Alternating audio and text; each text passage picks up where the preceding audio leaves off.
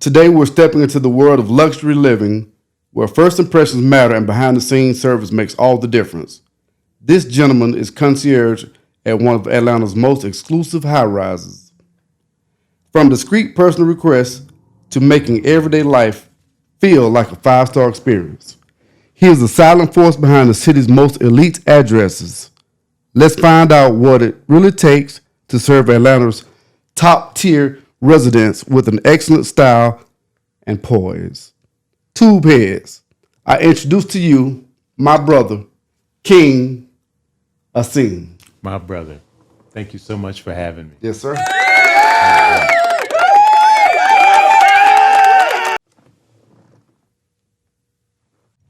Thank you for coming. Anytime. Anything for you, bro. Haha. King Asim, how did you get started with concierge? I started in the concierge business fairly recently. My goddaughter worked for the company that I currently work for. Okay. And she said there was an opportunity. So she made an introduction for me with the gentleman that actually trained me, Deontay. Okay. Okay. And he trained me very strictly. And I learned a lot in a short time. Okay. But it was a great experience to learn what it really takes to be a quality concierge. Okay. Got you. Yeah. Okay. What attracted you to work in a luxury residential setting rather than a hotel? Well, even though I'm not a bougie type, I've always liked quality context, quality Gotcha. environments. Yes. For years, for the past few decades, I worked in art and design services. Okay. So I've been in thousands of homes and met exponentially even more thousands of people. Got you. So I've always dug luxury spaces. I've always dug design. I had to work directly with designers. Okay. So when it came to the next step for me in terms of practical and functional work, I thought, let me look into hospitality. It's something that I feel like I can do. Okay. You do it well also. Thank you, my friend. Can you walk us through a typical day as a concierge? Well, I work second shift. Concierge work in a luxury living space is a 24-hour job. So it's not something that one individual would do for 24 hours because you can't be on point. You need your rest. Gotcha. But it's broken into three parts. There's first shift, second shift, and third shift. First shift's from 7 to 3. Second shift is from 3 to 11, which is when I work. And then there's the night shift. Okay. All require attentiveness and focus. I prefer second shift because I have a young son who is still in school and needs my attention in the morning. And I knew that I wouldn't be able to get him set and ready for school and then be able to dash for work. And I knew I wouldn't be comfortable leaving him to get himself all the way together. That's just the doting father in me. So when it was offered to me for the second shift, 3 p.m., I said, okay, I'll take that because I can, there's still a lot of action between 3 and the late night. So that appealed to me more. Okay.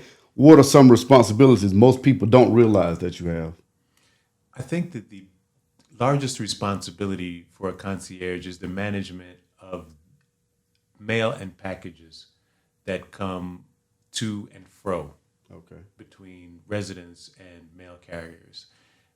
Mail today is different than it was when we were growing up. Gotcha. I understand. Yes. Snail mail. It was snail mail. It was USPS, Exactly. United States Postal Service, and then FedEx was this big new competition. Now I couldn't count on all my fingers and toes the different companies. Yes. And I won't say any names, but honestly, some of these carrying companies have so much business that they can't even really afford to vet carriers. So you have a lot of potential for mishandling of packages, and you never know what someone's receiving. It could be super premium, and people are trusting carriers as well as concierge to take care of their items. So things can get lost, and it's I not know. something I'm not a big fan of that. You know that. Yeah. So I like to pay as much attention as I can to people's possessions and items that are coming in and going back and forth. So that's probably our biggest responsibility. And you know what? It shows too. It shows. Okay. It really shows. No, I appreciate that. Yes, sir. Okay. Is it hard, and how do you manage high expectations of affluent residents? Uh, it's interesting. You got different types of residents. I See, and you understand. live in a I luxury understand. environment, so I'm sure you run into the different types, and you're a good judge of character and reader of personalities. So you'll notice that there are different types. You have people who Exactly. grew up With that with silver spoon, probably. right, and now some people who grow up that way do come off as entitled, but some are very relaxed. They're just used to a certain type of lifestyle, and they're used to access, and they're used to service. Understood. But then you have some people who I guess you would call nouveau riche. They got some money, so they want to live in a luxury environment, but they're not necessarily groomed on how to conduct themselves with people, people in general. Maybe a little socially awkward, but I think a lot of people. I'm not sure where they learned this or who taught them this, but a lot of people think that service is to be looked down upon, and it's the absolute contrary. Service is to be, people in service positions are to be encouraged and treated well. Definitely. So that they will feel compelled to treat you well, reciprocally. So I think that the majority of clients and residents in a luxury space are pretty classy. But you do have that minority of people who feel like you're not worth the gum on their shoe, and it's unfortunate, but it's in terms of how you process that, it all has to do with your own self-esteem. And see, Exactly. in the term self-esteem, the most important aspect is the self part. And if you have a level of self-awareness and pride and self-confidence, no one can take that from you. Preach, brother. I love it. I love it. So, I love it. I love it. I navigate through it pretty well, I think. You do. You do. Appreciate that. Can you share a moment of some odd requests from some of these so-called affluent residents? I think that the most interesting requests that I have, which show trust, are when people ask you, because we as concierge, we basically have access to everywhere in the building. You have some residents who will ask you to go into their house and go into certain areas that you wouldn't think they'd be comfortable, and retain or gather items that are pretty delicate, pretty important to them, but that it shows an aspect of trust. And I often think about that sometimes, like, would I trust someone to go into my house when I'm not present, and go Personal go into space, my yeah. refrigerator, much Exactly. less my bedroom drawers, things like that. So Wow. those are the sorts of requests that come across my desk. But I've been asked for it all. I've been asked for it all in terms of assistance. But that's certain things are we have certain boundaries in terms of what we're able to do, and we're honest about it. People understand. But especially after I've developed a rapport with someone, there's a lot they can ask me for. And I'm fine with helping out. Okay. Okay. Wow. How do you handle privacy and discretion in your role? Um, by being very intentional about keeping certain information to myself. And as a concierge, you observe a lot and people share a lot with you because you have one of those positions where everyone at some point comes in contact with you. So the reality is when someone shares information with you, even if they don't preface it with "don't tell anyone this" or "this is off the record," you have to know inherently that it is, and not to disclose something unless someone asks you to. So I'm very intentional about that. I know you're not going to say anything, but does Robert De Niro live in this building? Robert De Niro. I'll scratch it off. Scratch it off. I'll edit that out. Okay. I'm flowing with you on that. How would you describe the luxury lifestyle in Atlanta? I'd say luxury lifestyle. There's levels to it. I think that as we were discussing earlier, you have people who've grown up in luxury lifestyle. Uh, you have people who have not or are new to luxury lifestyle. You have some people who are maybe second or third generation, and then you have people who are multi-generation. Wow. And it's interesting the converse presentation that comes about with the older money. I mean, I don't like to say money because money is one of those things where you get the vision of cash. But I know what you let's mean. say I know what you mean. Wealth, because wealth implies cooperative economics and wealth systems. Passive income, things of that nature. People who, if we're talking about Atlanta, old money is very old. We're talking about landowners and things of that nature. People who created wealth systems to sustain their generational wealth, to sustain their great grands perpetually. And it's hard because when someone grows up with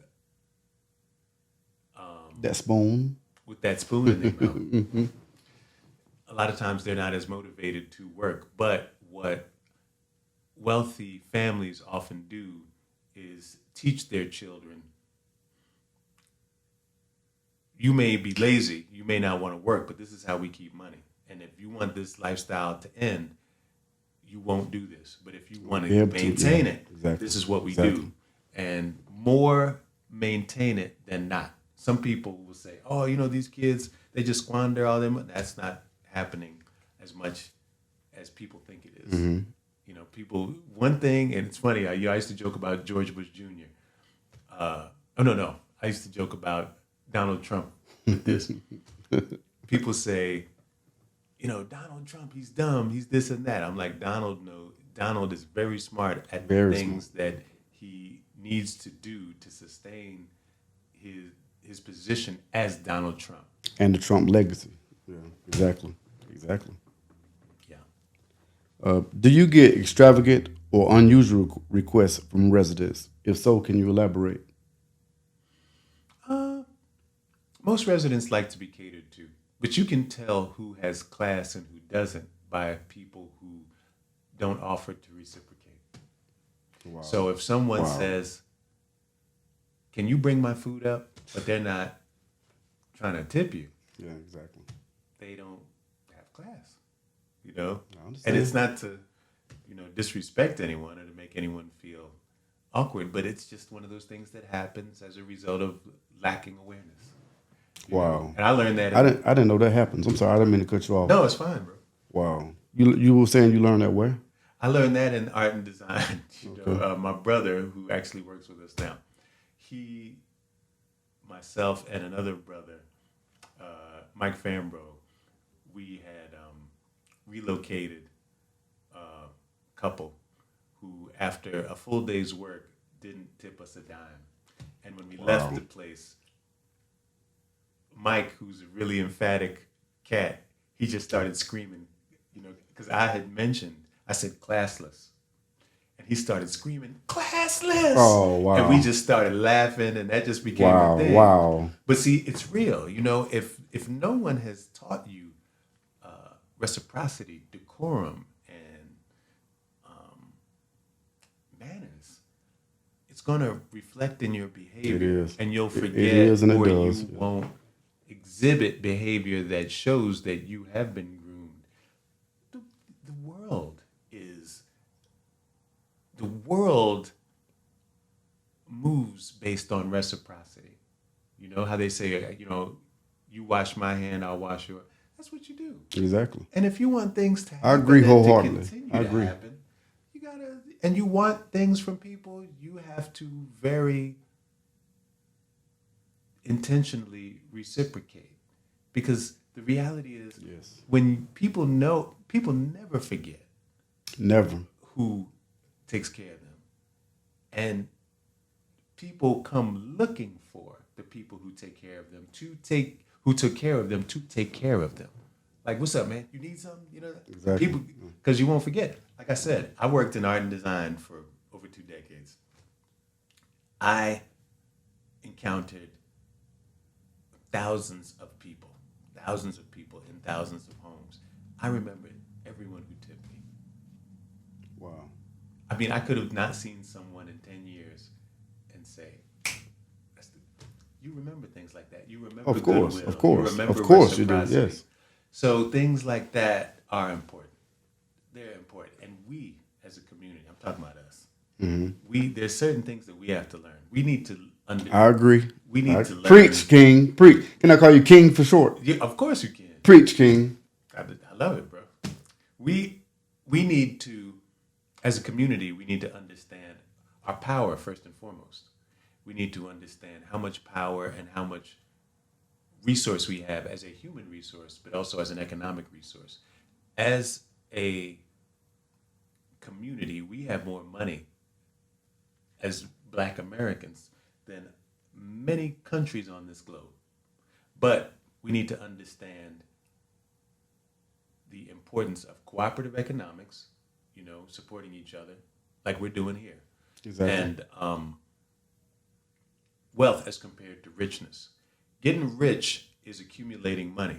But if you aren't going to seek out people in your community who have similar goals to support and to share with, exactly, then what's it it's all like for? you never had it. Exactly. It's going. Exactly. It's going to leave you, and it's going to go into communities that understand it. So therefore, we need to understand. Preach, King. And that's on a basic level. See, once we start understanding that, which actually would be more common if we had more of a sense of self-knowledge and self-esteem. Excuse me. If we had that, we would see a lot more. We would see change on that level. And once we have cultural change, we see problems starting to be solved. King. Community issues. Gotcha. King, what was that about? What's what about? This right What here? was that? Yes, what is that? This is my latest published work. It's called Cultural Alchemy. Okay. I'm what I call a cultural alchemist. And a cultural alchemist is someone who refers to culture as well as cultural expression like art as a reference point to develop a deeper understanding of self as well as humanity and the human condition. And the alchemy part is the transcendence from a lacking understanding to an illumination of awareness. Okay. So we use culture as a means to rise, as a means of sublimation. So that's why you'll hear me talk a lot about cultural issues and cultural needs. Okay. So like I was describing, and I don't want to make it like a black or white thing because it's really not that. We're humans, A human thing. Exactly. condition. Thank you. But we need to, as humans, develop more self-awareness and self-esteem so that we can treat ourselves right and then treat each other right. And then we as a human community raise. Right. Preach, King. Preach. I love it. I love it. You know I like talking about this stuff. True. Are there any hidden gems in Atlanta that you highly recommend to residents? Atlanta has a lot of places where you can dance. You know, a Dance. lot of people have been saying that Atlanta, you know, it's funny. A lot of people are criticizing Atlanta. They're saying, you know, Atlanta isn't what it was. Atlanta, you know, people just lounge and they go to hookah bars and they just drink and stand around. That's not true. You have a lot of spots in this city where you can find like-minded people who love music, love socializing, and keep a positive vibe and engage each other in a way that I'm not sure you'll be able to find in other cities. Maybe pockets, but in Atlanta, it's just like, you know, I'm a vegetarian. I've been a vegetarian for over 30 years. There are a lot of great vegetarian restaurants in Atlanta, unbeknownst to a lot of people, and it's the same with the dance music community. And when I say dance music, I'm not just talking about house music, even though that's one of my favorite forms of music, but we're talking about hip hop, house, disco, Latin. There are plenty of places. If we're talking about hidden gems, there are plenty of places for people to go. You've got MJQ, which has been in this city by name for over 30 years. There's El Malo off of the downtown side. You have, what else? You've got the Echo Room in West Side Motor Lounge, which is an all vinyl bar. You know, and you know, then you have events like House in the Park and Greenhouse. I mean, Atlanta is a great place to meet people who love music and who love to dance. That's, to me, that's my main jewel. And we've got great food, especially for vegetarians. Okay. All right. I like that, King. What's one part of your job that people would never guess that you do? I think I discussed that a little bit, but you know what? I'm going to discuss something else. And you know, I don't think that I'm blowing anyone's spot here because I can see faces, but you can't. I can see them in my mind. Okay. I am probably one of the more trusted confidants of residents. I can see that. I can see it. Counselors. I can see it too. I can see In that. certain respects. And the thing is, I have to keep boundaries. I never get too deep with residents, you know, because certain things need to be dealt with by professionals. But I'm always there as an encourager of people and someone who's always going to promote healing of relationships as well as how would I say it, a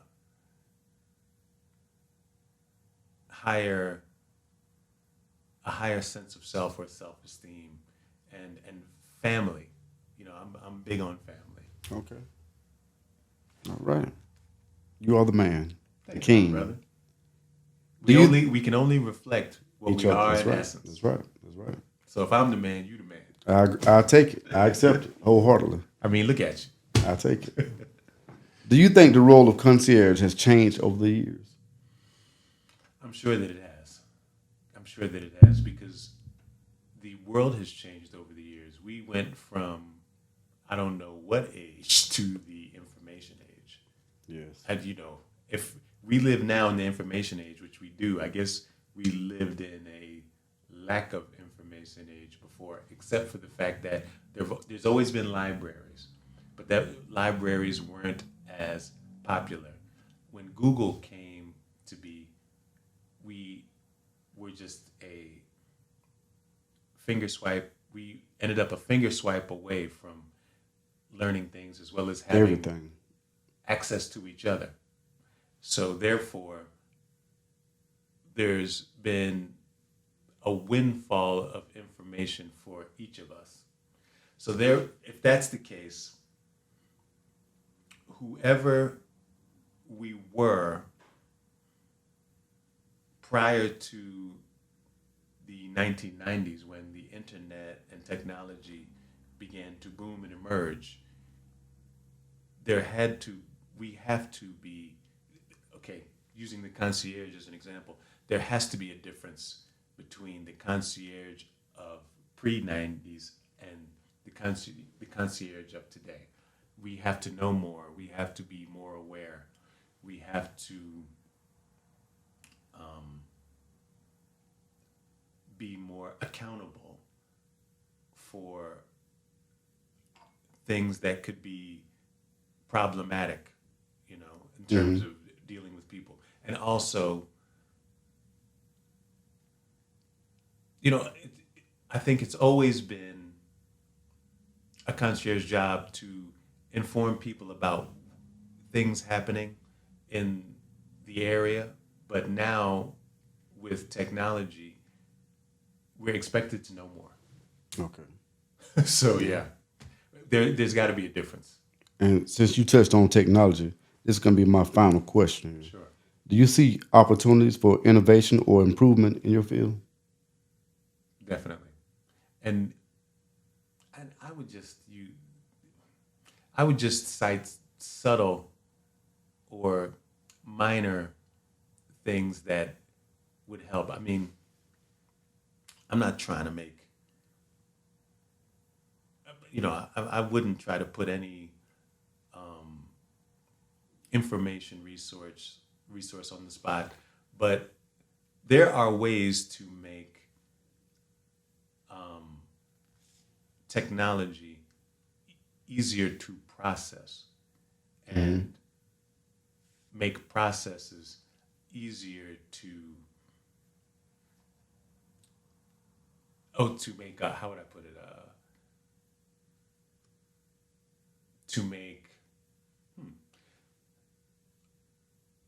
there are ways to make info that is communicated through resources more clear and easier to manage. Okay. And I think that, I'll leave it there. I think Okay. that the resources that we utilize now to do our job could be made a lot more organized and efficient. Okay. Yeah. Gotcha. Okay. Well, King Asim, you mentioned cultural alchemy, Yes, sir. and I got a question. My last question for you is, what's next for you? Future plans, your next move. They always say your next move has to be your best move. You're right. So I want to hear about, your book and what do you have going on in the future? It's interesting. This book came about as a vehicle encouraged by my beloved friends and teammates, Prate Bailey as well as Cherie Bailey, who founded the Hustle Agency. They were living in Florida and they moved to Atlanta, and we're friends. We love to eat and joke, but Cherie posed a serious question to me. She said, "Essene, you travel, you promote, you do different things in the city. Why have you not elevated in terms of your awareness as a brand?" And I said, "Well, I do stuff. It's just hard to get the help." And she said, and then she asked me, "Well, what do you want to do?" And I said, "Man, I would love to promote culture and art and consult people and organize people." And she was like, "Well, what do you really want to do?" I said, "Look, I would love to have a career doing what I love to do." And she said, "Okay, well, look, let's develop a vehicle that will empower you and allow you to do that. And let's start with this book, in which you can communicate a lot of your thoughts and philosophies." And it required me to sit down and do a lot of thinking because I do write, but I write about musings and artistic thoughts. But this process of writing this book made me think about what inspires me from a familial standpoint. What did I experience in my life? What sorts of things did I learn that motivated me to do the things that I do and to have the interest that I have?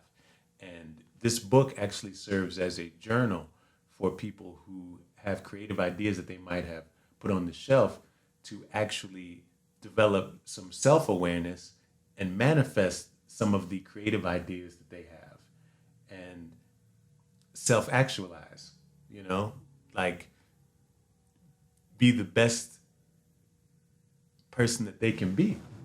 Okay. And, it's a great feeling. When you actually achieve something, you can't really beat that feeling. It's intangible, but it's tangible because the vibration that comes with a state of well-being and happiness is consistent, and it can ebb and flow. But when you've done something and it's behind you, you've achieved something, the feeling of that well-being will always be restored within you, and it makes you want to achieve and create more.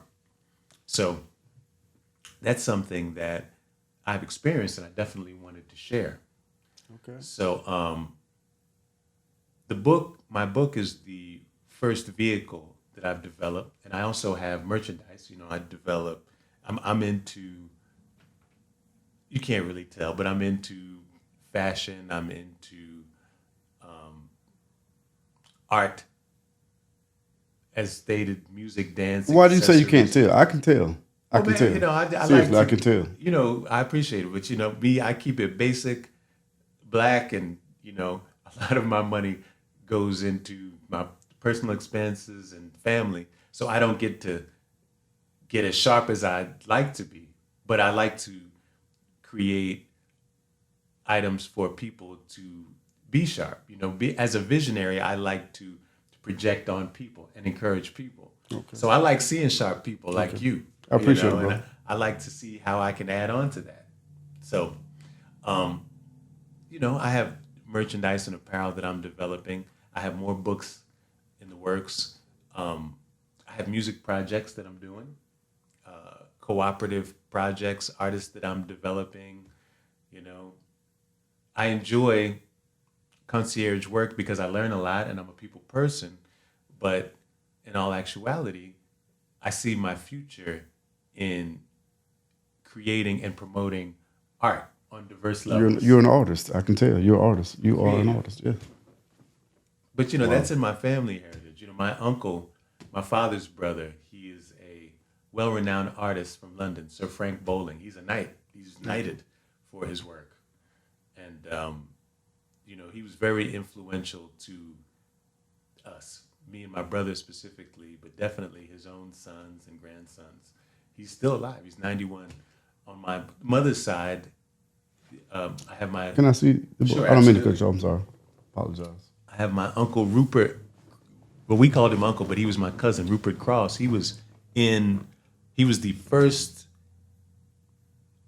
Black ever nominated for a supporting actor with Steve McQueen in a film called The Reavers. And we were very proud of him. He died pretty young.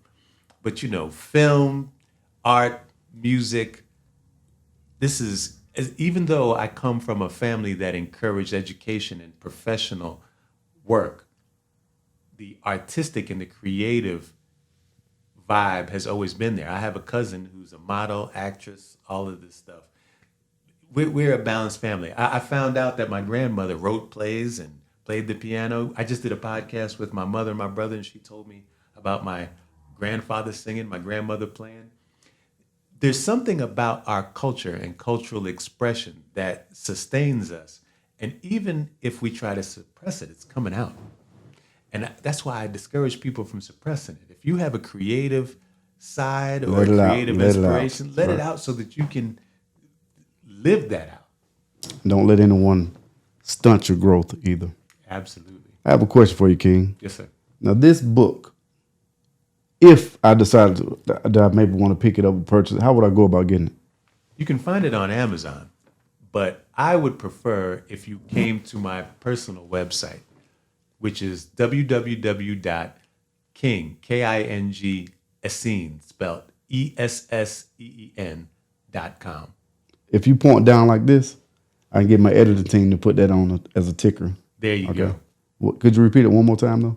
www.kingesseen.com.